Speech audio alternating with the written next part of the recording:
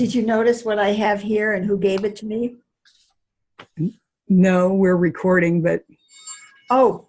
You can turn it off and start again. Oh, but you had things of mine, and I want you to see that I have something of yours. Oh, that's so sweet. Okay, we're going to start now. We're going to just be quiet for a minute so it'll be easy to edit. Hey, everybody, it's Helen Hillix from My Heart to Yours. And today I have a very, very special guest. I'm already almost crying. I'm so excited to have her on the show.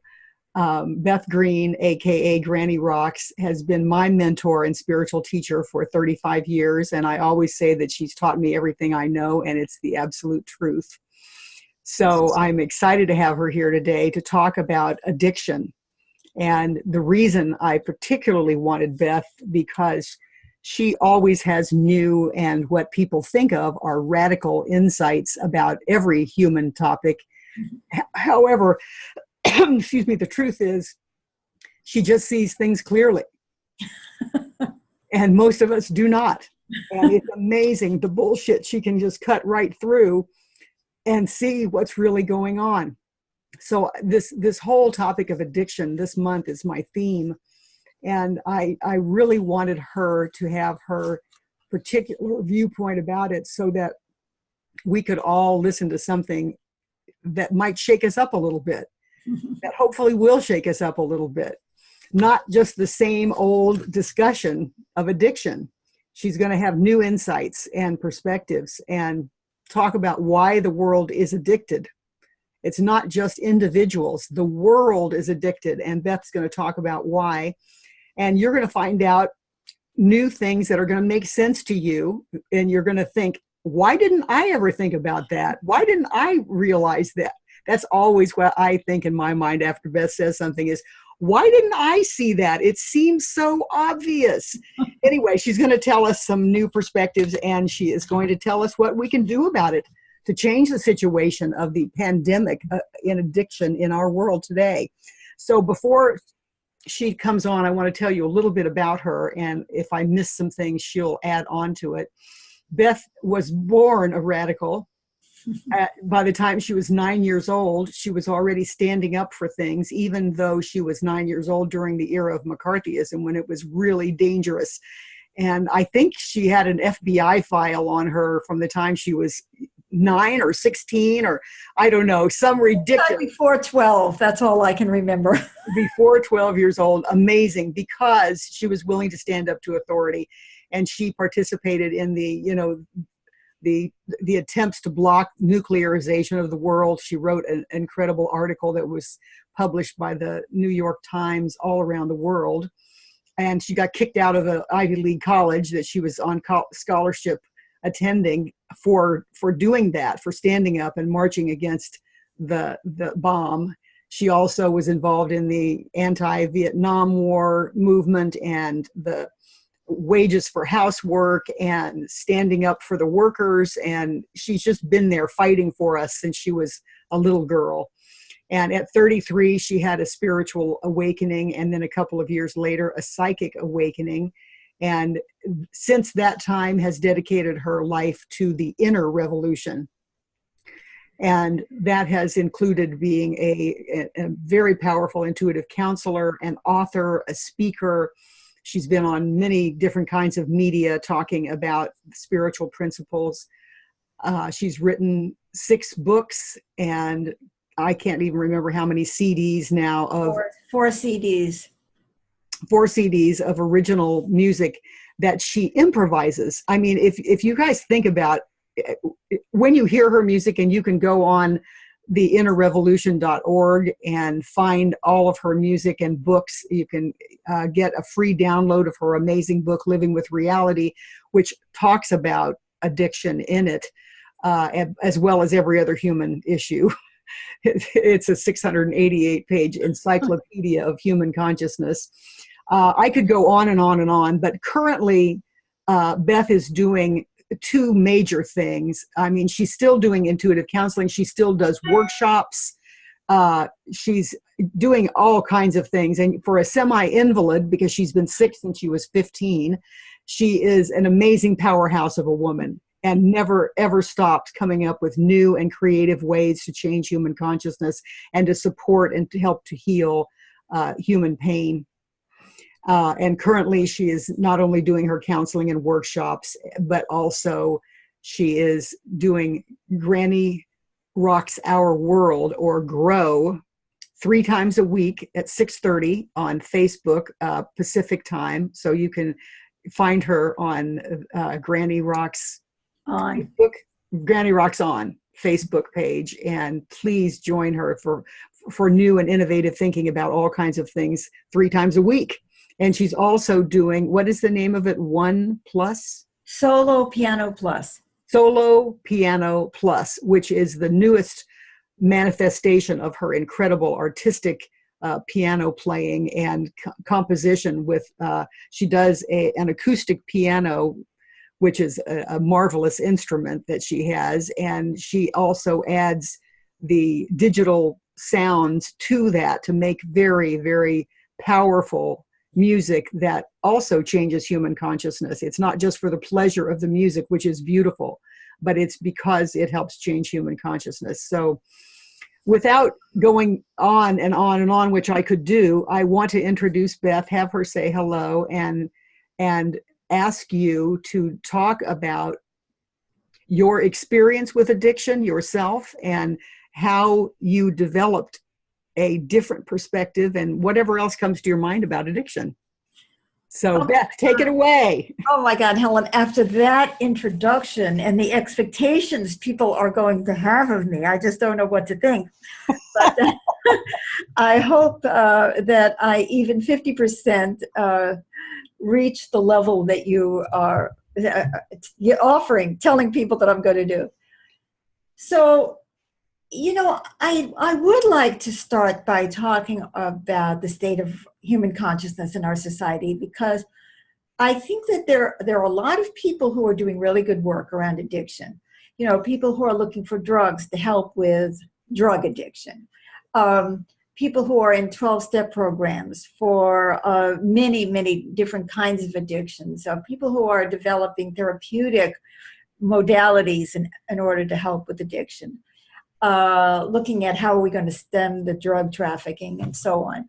But how do we really begin to really transform our relationship to substances and to processes and emotions if we keep putting people in the same situation over and over, expecting different results, right? It's the definition of insanity. It is the definition of insanity. And I think it's really important, because we'll say, okay, just say no. Just say no. Well, how well did that work? Really? I didn't say no. When I was young, I saw women with the cigarettes. They looked so mature, and so sexy. And I wanted to be that. So I forced myself to smoke, and I became addicted. Or a drink in my hand. I mean, I knew from the first time I ever had a sip of anything that it was going to make me sick, but that didn't stop me. So, why do we turn to substances, and why do we turn to sex, and why do we turn to love, and why do we turn to anger, and why do we do that? It's all because we're trying to change our feeling state. And why are we trying to change our feeling state? So I applaud everything that everyone is doing in order to help put the Band-Aid on addiction. But what are we going to do about the conditions that create the need for us to be addicted? That's what I'd like to start with. Do you want to say anything before I just babble on for another 50? Well, I was looking over the chapter about addiction and the chapter before it about how anxiety and fear are the 2 predominant emotions that lead us into trying to fix our feeling state. And I loved that. And I know that everybody who's hearing this is going, I know that's true, but I'm not sure why. So I'd like you to talk about that, because essentially where you're headed, isn't it? Yes, it really is. Well, we're starting out, let's say you grow up in one of the good families, right? You know, the good families, you have parents who actually are paying attention to you versus the families where the mother is so drunk that, you have to fend for yourself at the age of 3, right? Take care of the baby. Right. Right. So let's say you're in a quote good family, but the pressure in that good family can really lead you to addiction. You have to perform. You have to become a scientist. You have to get into Harvard. You at least have to finish high school, or you need to get a good catch as a male, or, oh my God, maybe you're really a lesbian, but you're afraid that anyone's going to find out. So there is so much, or maybe you are heterosexual and your mother is a lesbian, you don't want her to know that. So there are so many things that even as you're a young child, or let's say you're disabled, or you have dyslexia, or you're not as pretty as the next one, or you're not as athletic as the next one, or you're not as smart as the next one. And that constant striving and constant competition of our society, because life is very difficult anyway, even the best of times, right? It is a struggle. And this constant pressure on us as children to be something that's going to please our parents. And then, of course, we have those families with those kids have parents who are too dysfunctional to really care for them. Or if you're living in a dangerous neighborhood where you have to worry about being mugged or being shot, or, the stresses, or you happen to be a Latino and you could be picked up by, immigration. You're illegal. You're legal, but, are you going to prove it? Or you're not legal, or your parents weren't legal, or whatever. You think about, or you're Muslim, and, in a society, think about the stressors that every child has. And yes, even if you started out saying, let's think about the good families. Let's say you are smart and you are pretty and you are athletic and healthy and you're white and Christian in the USA. Right. It's like, what a pressure that is. Yes. Because you've got to stay on top. That's absolutely true. And so I really feel like it's just as, well, it's not in the same, my life is threatened way, but right. The ego feels like it is. Absolutely. You're exactly right. Because my standing in the community, or let's say you're a man. That is in itself a pressure cooker, of having to look powerful or make money. Remember in our day, at least in my day, it was that men were expected to be the providers.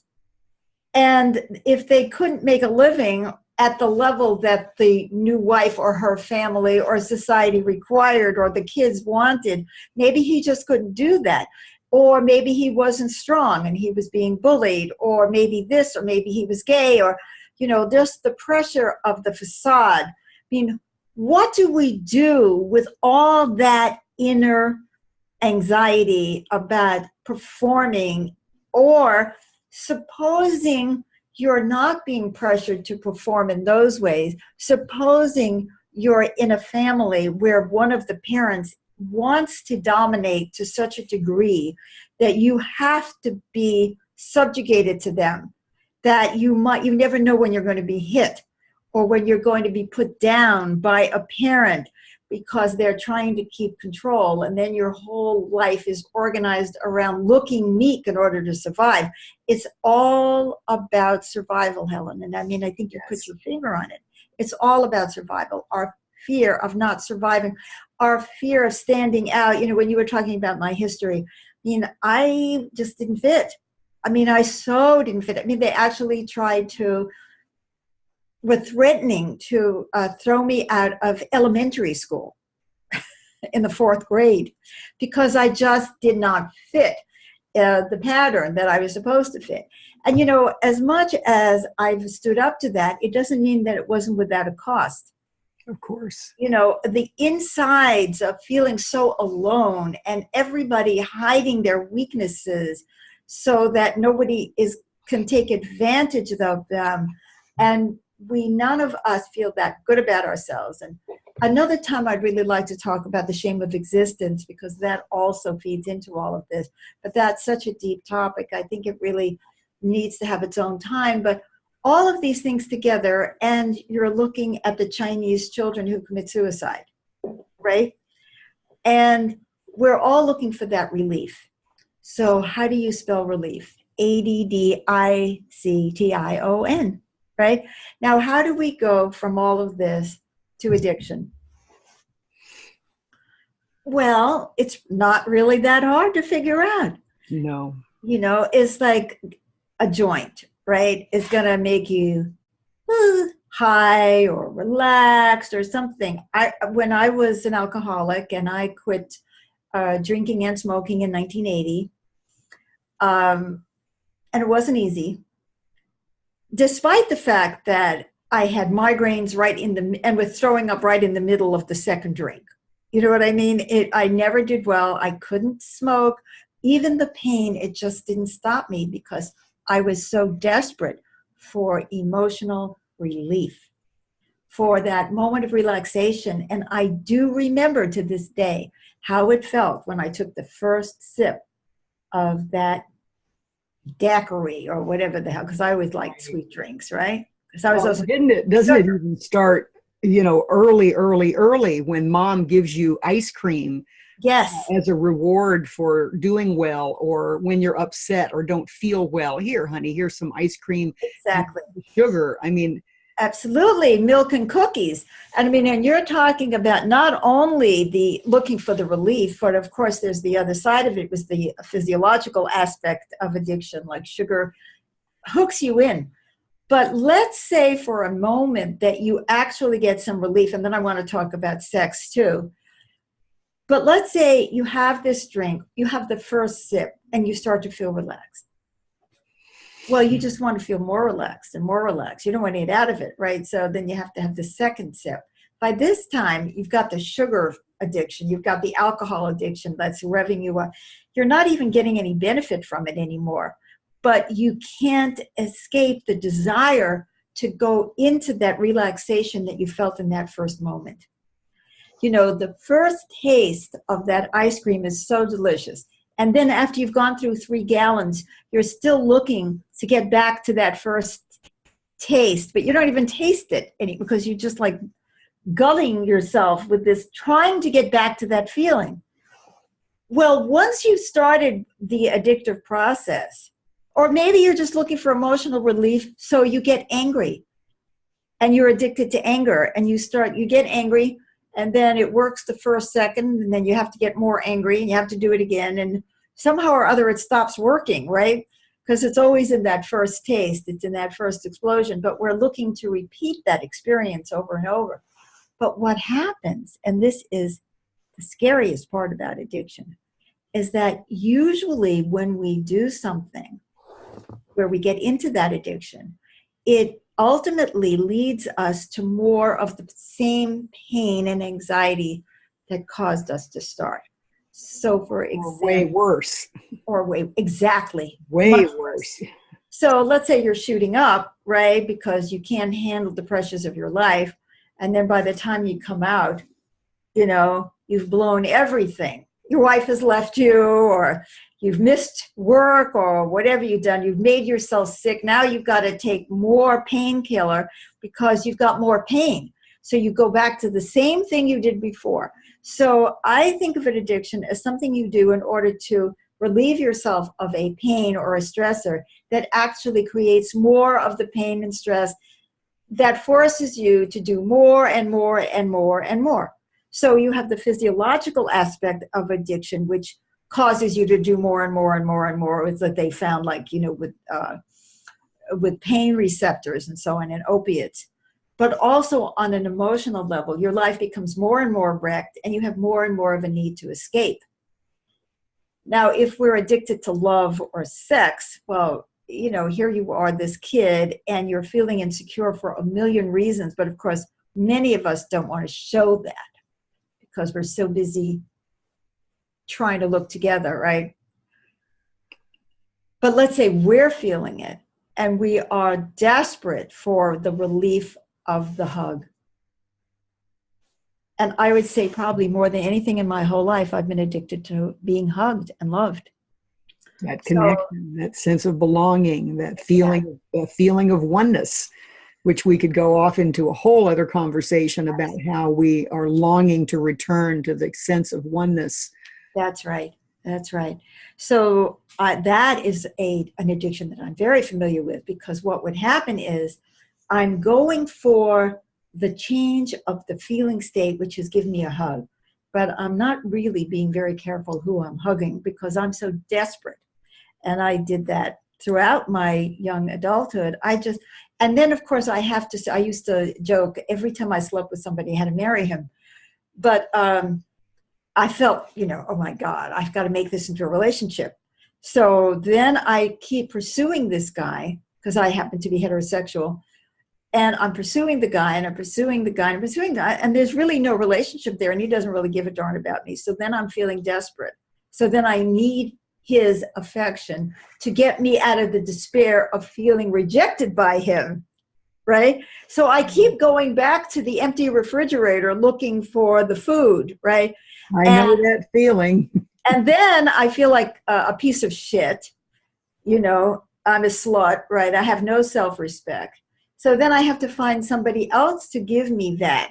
So either I go to some other guy who really doesn't care about me, trying to find the hug that's going to make me feel safe and secure, or I try to find a respectable relationship with somebody that I really don't care about so that I can look like I wasn't a slut for the last 5 years and try to extort some satisfaction from there. But the guy is cold towards me and I'm not getting anything. I'm just giving just a few little tidbits about how easily we can slip into this, a sex addiction, a love addiction, a desperation, and all we ever wanted was to be loved and accepted to start with. And sometimes the alcohol addiction or the drug addiction goes along with that because we have to make ourselves blotto to be so stupid as to think that we're going to go into a bar and find love. But that was my story. And how does this relate to pornography and masturbation? Well, you see, pornography and masturbation are the way that we can feel powerful because we have control over the experience. And especially with masturbation, we're also having the sexual relief. Because many people use sex as simply a relief for anxiety. It's like, okay, tranquilizer. Tranquilizer. So then we become addicted to getting to that intense feeling and have it released. Well, then it's not intense enough. Then we have to use cocaine too, right? And then we get more and more intensity in the hopes of what we're really looking for is the relief at the end. It's like the orgasm, right? Of course, then you take drugs that ruins your orgasm, but we're not even going to talk about that. So, or alcohol, but so that we're looking for that relief, but we don't want to be vulnerable to someone rejecting us. So we go to a prostitute who's paid to pretend that we're wonderful, that we're great in bed or whatever it is, or to hold us or whatever we're going to do. Or we masturbate so that we can have the relief, but we don't get the love, but it gives us the power over our own experience.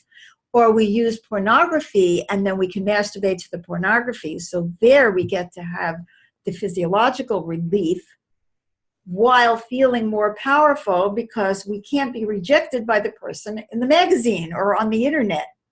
So all of these are ways that we manage not being vulnerable to other people so some jerk doesn't hug us and then, the next morning, and then they have a cigarette right afterwards because they've already disconnected from us and we feel like, what did I do? I betrayed myself. Or the next morning they're gone or they've left already and, are we done yet? You know what I mean? Or they got theirs and we didn't get ours. So that feeling of powerlessness really plays a lot into these kinds of sexual addictive behaviors where we're trying to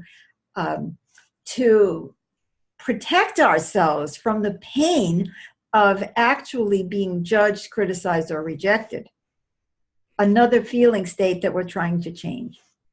And don't you think that other addictions also are a way of trying to feel that power over circumstances, not necessarily about being loved, but the substance addictions are, it's so interesting because of course in the end we're powerless over the substance. Yes. We do the substance to try to feel power over our pain.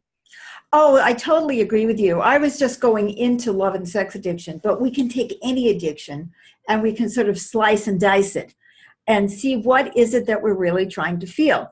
Like anger is usually a reaction to feeling powerless. And so we try to assert ourselves and we don't like the feeling of powerless. So we're trying to change the feeling state of being powerless. So maybe we had an experience, one of the things that I notice about addictions is we're going to tend to go back to the ones that succeeded in the first second or that gave us something. Because if an addiction didn't work, we're not going to go back there. For instance, I never wanted to use drugs because I was a political, activist. And in those days, they used to come into your house and plant drugs so that they could arrest you. So, and I was very careful because I did not want to do drugs, but I was willing to do alcohol. But I finally got talked into smoking marijuana once. I had one puff and it was a nightmare experience. Whereas the alcohol gave me the relief. I went back to the thing that gave me the relief.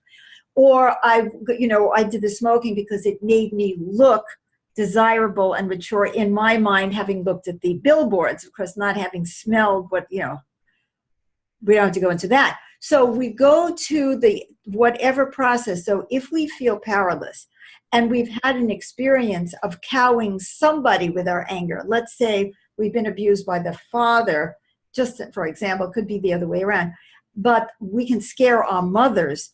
Then we have a tantrum. We learn at a very early age that if we have a tantrum, that our mothers are going to acquiesce because they feel guilty or because they're whatever it is, that they want to look like good mothers. They don't want to have an angry daughter or a son. And so we have this discovery, anger can cause others to acquiesce to us. Now, I don't have to feel powerless. So now I come back to that because I've been conditioned now, just like we can have a brain conditioning by a substance. We are now conditioned that not only does it, I'm sure it lights up a part of the brain. It's like, wah, right? But more than that, from my non-medical perspective, scientific perspective, it has given me the experience of I've overcome, or I can bully my sister who's 3 years younger than me. So I get into the habit of thinking that my anger is somehow going to control reality, and then I don't have to feel powerless because nobody's dominating me. So I am a guilt tripper, right? Because I learned as a young child that my mother is very susceptible to being guilt tripped. And so then I become addicted to guilt tripping because that's the way that I can control reality, because reality is scary and painful. Or I'm addicted to being melodramatically emotional. Oh my God. Whole crying and you've hurt me. And, I've seen that over and over in my 35 years of counseling, and I'm sure you have. Oh my God. And the person really is so ingrained in that behavior that they don't even realize that they're using it and that it has become addictive. But the people around them do. Right. And, I think that there are so many behaviors. That's one of the things I like about your approach is that you look at every behavior as the potential for being addictive. Yes. And I really appreciate that because I think it helps us in our search for self-awareness and changing our behaviors and having healthier relationships. If we don't understand that emotion can become an addiction, then we are not going to have the freedom of saying, wow, I see that, and what can I do to stop it? Exactly. Rather than justify it, rather than saying to the person, but you know that I get upset when you do this. But Exactly. you know that I get upset. It's like that becomes the club that you use to hurt everybody. Exactly. Or you did X, and of course I'm going to be this upset over and over again because you did X. Exactly. And of course, I still do that, by the way. So, but I'm always right because they did do it. Anyway, what I want to get to before we start talking about solutions, which I'm sure at some point you're going to want to talk about, I do want to talk about food for a minute because that is so common to be addicted to food. It's not just people who are obviously stuffing themselves and who are grossly obese, but people who use food as I have done this. I don't have a lot of energy. And so I'm always looking to eat something that's going to give me energy. But what actually happens is that when I eat something, it often takes my energy away because I'm sick. I don't have a lot of energy. It goes into digestion and now I'm really knocked out. So now I want to eat something else that's going to. So there's the same kind of pattern where we're doing something in the hopes that it's going to be maybe, the first time I ate something, oh, it gave me energy, right? And then I'm looking to replicate that. But actually what it's doing is creating more and more and more and more of the problems. And if I eat instead of dealing with the emotional problems, then the emotional problems between me and a mate or the world or my children, I'm not doing well at work, I'm just eating to hide those feelings from myself. And I'm not working on, instead of eating, maybe I need to go to school, learn something, be better at my job, or maybe I need therapy and I need to, or maybe I just need to start by talking about how I feel and talk to my mate. But instead of that, I eat. And so the problems just sit there and get worse and worse and worse. And then I have to eat more and more and more and more to cover up that I keep coming back to the same world that where the pain existed before. And I want to say that we need to not think of some addictions as okay and some not. Whether it's a gambling addiction where you're looking for the high to make you feel alive, well, then why are you feeling dead? Where did that come from? Or you're stuffing your feelings because you're afraid to speak, or because you feel hopeless, or are you taking all kinds of prescription medications in the hopes that somehow you're going to feel peace and well-being and you're destroying your body, mind, and spirit? Or it's a sex addiction or anything. Or it's addiction to your children and society. This is another thing I want you to talk about. I don't know if you'll talk about it in the solution part, but it's what does society have to do with it? I remember years ago, a book came out when I first met you, and I can't remember who wrote it, but it was called When Society Becomes an Addict. And I want you to talk about that, the collective aspect of it, because let's particularly connecting to becoming addicted to your children. It's like our society says that is awesome. Yes.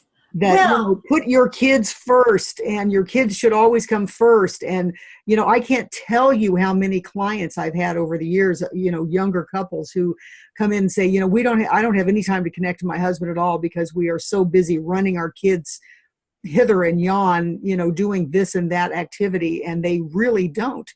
And their marriages are threatened, and they are addicted to their kids. They cry from that experience in some way. Well, you're so right, and because we're told that having our children in gymnastics and piano lessons and whatever it is, and after school geometry, means that child is going to be successful. So the pressure on the parent to do all the things that society is telling them they need to do is absolutely true. And then add to that most of those people are actually trying to avoid their husbands anyway.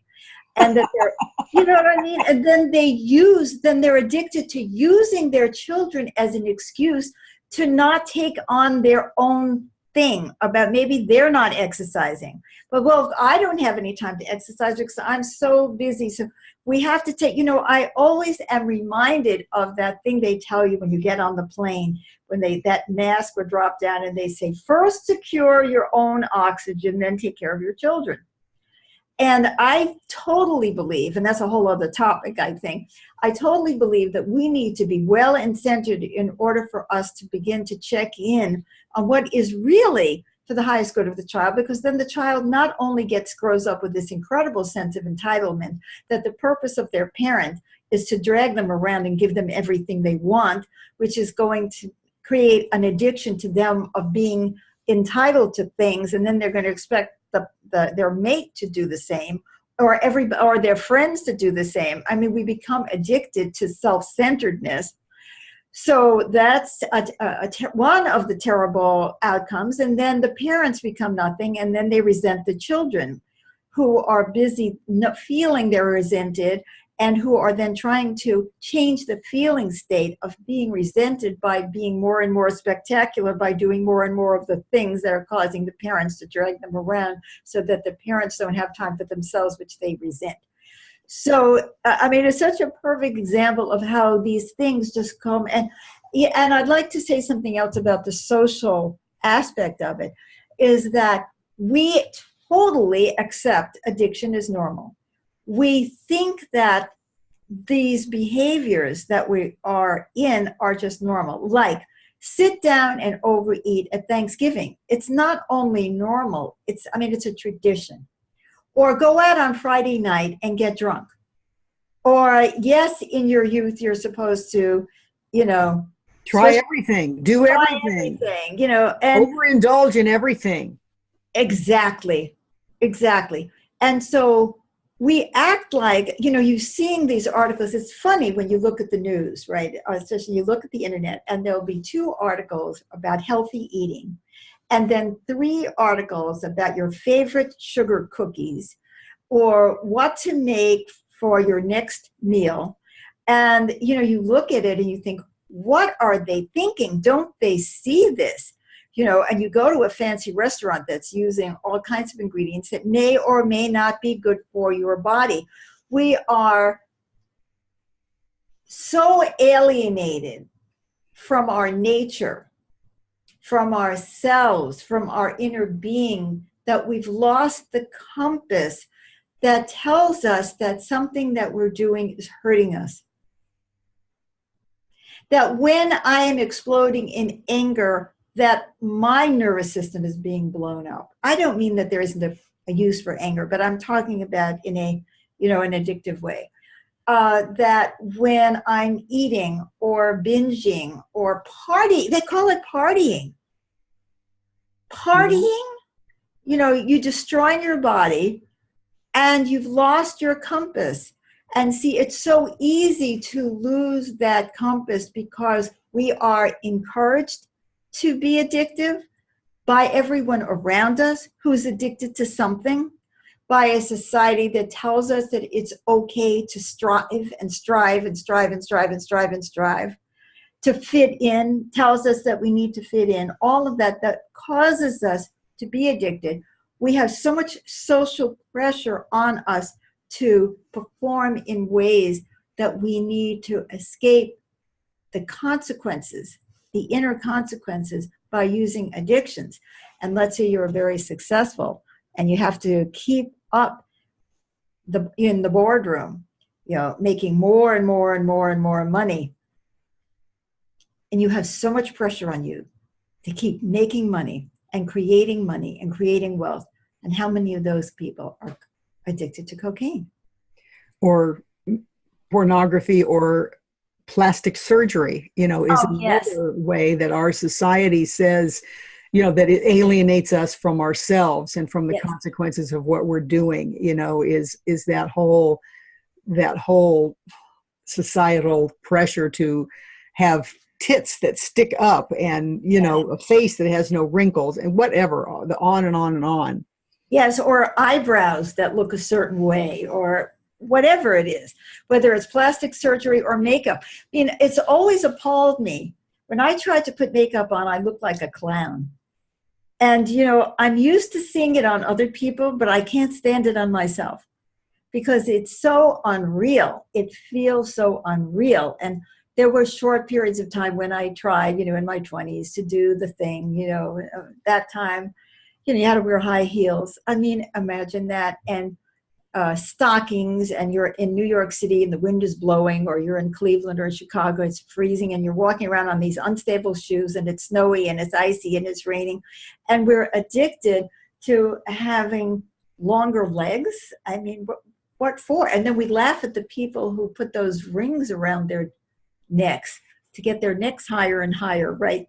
The African tribes who did that, we think, what's wrong with those people?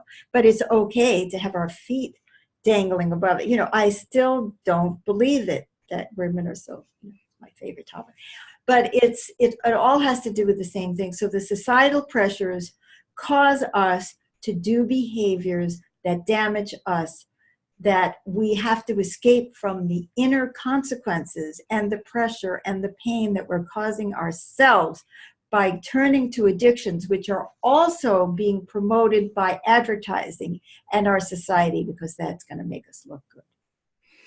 I mean, the opiate epidemic is one example of that, that the incredible pain of society gets translated into physical pain, and then that the patient feels they have the right to have that pain managed, and then the doctors, one of the people that I know is a physician's assistant, and she was talking about it in terms of antibiotics.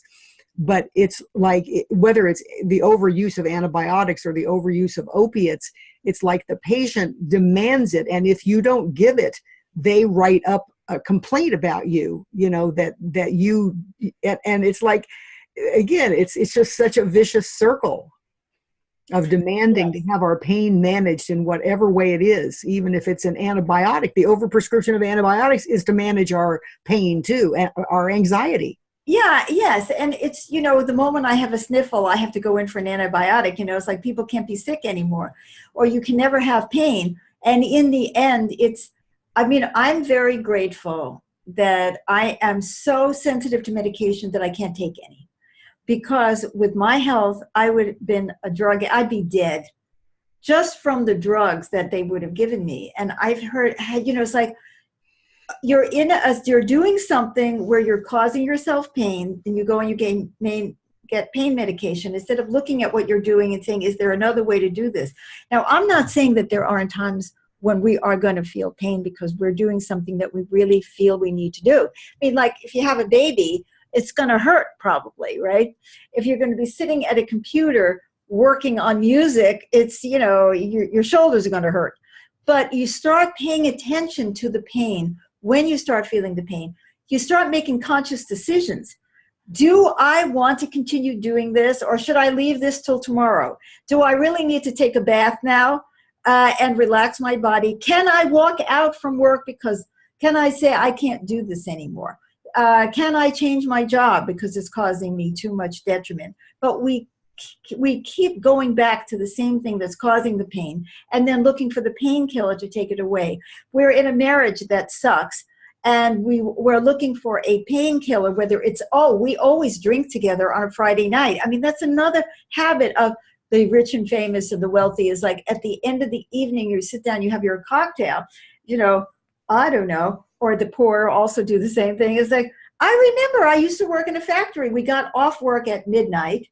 I was on the second shift, and then we'd go to a bar. I mean, what else could you do? There was nothing else to do. You go to a bar, you hang out till 2 a.m, and then you go home. And that was life, right? There wasn't anything else. So, we're so afraid to examine our lives, to look at what's really causing us the pain that we are using all these things for, whether it's pornography or whatever we've gotten habituated to use. Why are we doing it? That's the beginning of the answer, is why do we do it? How much are we trying to conform to society? How much is it because we are so afraid to speak up because we might lose our security, because we might break up a marriage? How much are we afraid that our children are going to hate us, or that the neighbors are going to think something about us because our kids aren't this or that, or that we're not going to have $50 million for our kids for their college fund, and that we have to start it at the day they're born, and we can't put any money into our own well-being, or whatever it is, we have to look at everything honestly, and we are not addicted to self-awareness. The one thing we should be addicted to. Exactly. The one thing that really will bring us relief for our anxiety and our pain is self-awareness. And nobody wants to do that because we are addicted to escaping the pain of self-awareness. It's like, oh my God, I'm going to notice something about myself. I'm going to have to look at this. I might have to change my life, and that's going to be scary or painful. I'd much rather medicate myself than face the pain and the fear of self-awareness, which is the answer to all of it. It's so astounding. And I cannot say that I am free of that resistance and fear of self-awareness after 35 years as a therapist and still getting counseling from you. I mean, it's like every time I go into a session, there is a little bit of anxiety. You know, what am I going to learn today that I'm going to hate?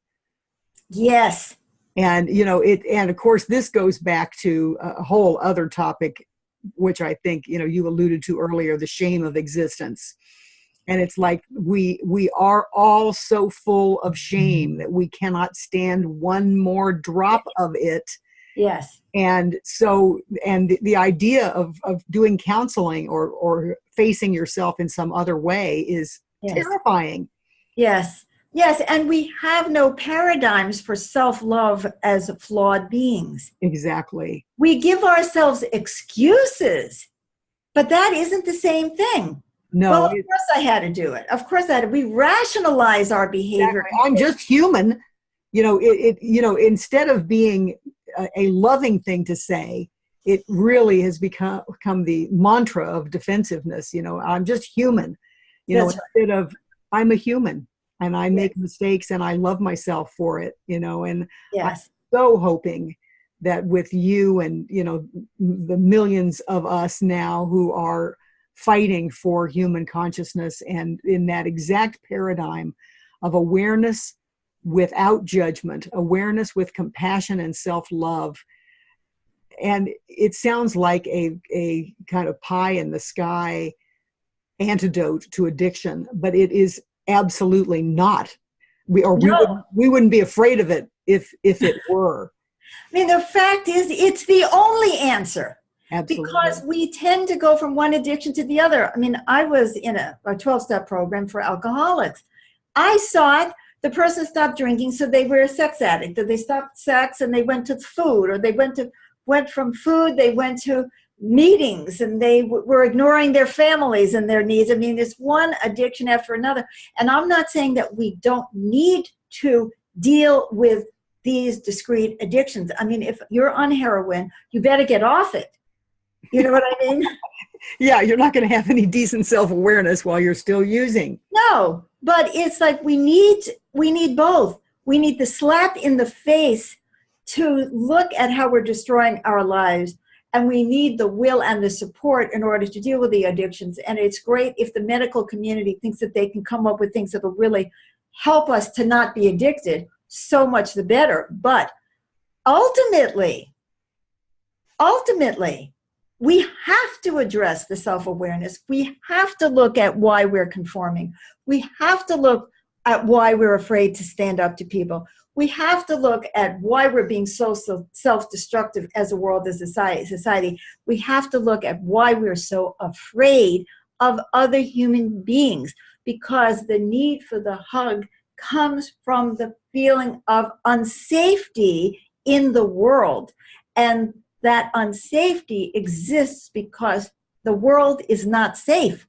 And the world is not safe not just because of the saber-toothed tiger or the fact that the weather is quirky or there could be a downturn in the economy, but the world is not safe because we are not taught to support one another in a mutual way, that there is nothing that a helping hand won't at least make better. The world is not safe because we are turned against one another, as we can see with immigration today, with we can't even have a sane conversation about asylum, immigration, because it's all wrapped up in racism and fear. The world is not safe because we as a collective are not safe with ourselves and are not safe with one another. Because we don't understand ourselves and one another. We have so many, you've already talked about it at length, but it's like we don't understand why we're doing things. No. We're not aware of what we're doing. We just impulsively go for the fix. That is so true. And if you go and you confront somebody about their addiction, they're going to be all over you. And so do you feel safe confronting them? Look what it takes sometimes just to get an intervention together, to confront somebody who, for whatever reason, we're afraid of the consequence of confronting. So no, the world isn't safe, and it is going to take, a spiritual awakening. But I call, to me, it's love and awareness. We need a revolution of love and awareness for everyone, so that when you do speak to someone and you engage them and you say, honey, I'm concerned about your drinking, they don't feel so shame-based, as you were saying, that they have to defend themselves, and they could say, I'm concerned about that too. I feel helpless. I just don't know what to do about it. Well, maybe you can get some help. Why don't we get to the bottom of it? There is an answer. It's just, are we going to take that tool, love and awareness, read Living with Reality? It'll help you to understand humanity and understand yourself. That's free. Get counseling. Let's start changing the world from the inside out. That's the answer to addiction. We will simultaneously be healing ourselves and our world, because if we all did this, we would live in a different place and we would have much less need for these addictive processes and substances. If the parents were sane, the children would be less frightened. If the parents were sane, the children would feel less pressured. Yes. I mean, it's as promised, Beth has told us what we can do about it. And I didn't say it was going to be easy. I didn't say it was going to be fast. And I didn't say that the answer is generally widespread at this point. But it starts with each of us individually saying, I am going to dedicate myself to love and awareness, and I'm going to support everyone around me to do the same. Yes. And I'm going to stop pretending that these Band-Aids are really going to fix it. And I'm going to stop pretending that just say no is the ultimate answer. Right. Because even if you do manage to just say no to drugs, you're going to do something else with it. Exactly. Look at the people who are saying to you, just say no, and see how many processes and mental emotions that they're addicted to. Posturing, pretense, puffing ourselves up, or making ourselves look weak and victimized so that others will take care of us. Unless we are really safe, we aren't going to feel safe. If we don't feel safe, we're always going to have anxiety. If we have anxiety, we're going to look to alleviate it. And whether you're a person who is the parent of an addict of any kind, or, you're probably also need to look at your own addictions. Yes. And, whether you're the person who is suffering yourself from a drug addiction, or whether it doesn't matter who you are. This applies to everybody. It starts with us. And maybe you're the brand new recovering addict and you thought, gosh, I'm not using anymore. Why is my life still shit? Yes. It's like getting sober from an addiction, whatever the addiction is just the beginning. Yes. It's just the beginning. And love and awareness is the answer to how to, fix what's happening with you if you're in a painful place. And it's also the answer to, what if you have the new liberation from being sober and clean? How do you then face the life in front of you? I mean, it's still all about love and awareness. And we're talking about addiction today, but we could be talking about anything. We could be talking about climate change. really, or anything else. And That's the right. answer is still love and awareness. That's right. But it certainly applies to addiction. And I want to thank you so much for coming here today, Beth, and sharing your insights and your perspectives. And tell our listeners how they can contact you.